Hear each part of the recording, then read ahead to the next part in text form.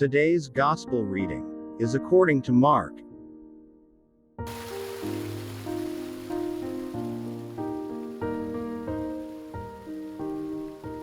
When Jesus had crossed again in the boat to the other side, a large crowd gathered around him, and he stayed close to the sea.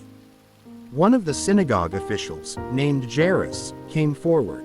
Seeing him, he fell at his feet and pleaded earnestly with him, saying, "My daughter is at the point of death. Please, come lay your hands on her that she may get well and live." He went off with him, and a large crowd followed him.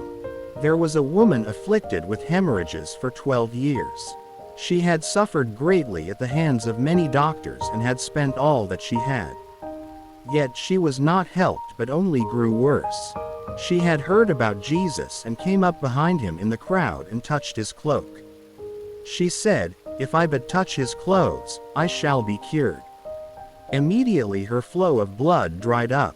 She felt in her body that she was healed of her affliction. Jesus, aware at once that power had gone out from him, turned around in the crowd and asked, "Who has touched my clothes?" But his disciples said to him, "You see how the crowd is pressing upon you, and yet you ask, 'Who touched me?'" And he looked around to see who had done it. The woman, realizing what had happened to her, approached in fear and trembling. She fell down before Jesus and told him the whole truth. He said to her, "Daughter, your faith has saved you. Go in peace and be cured of your affliction." While he was still speaking, people from the synagogue official's house arrived and said, "Your daughter has died. Why trouble the teacher any longer?" Disregarding the message that was reported, Jesus said to the synagogue official, "Do not be afraid, just have faith." He did not allow anyone to accompany him inside except Peter, James, and John, the brother of James.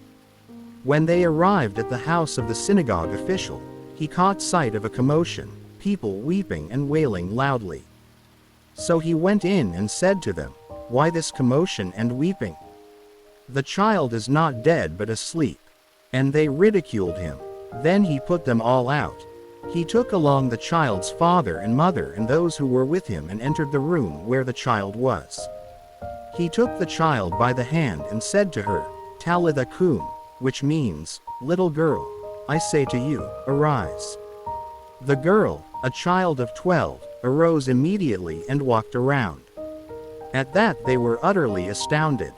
He gave strict orders that no one should know this and said that she should be given something to eat. The Gospel of the Lord.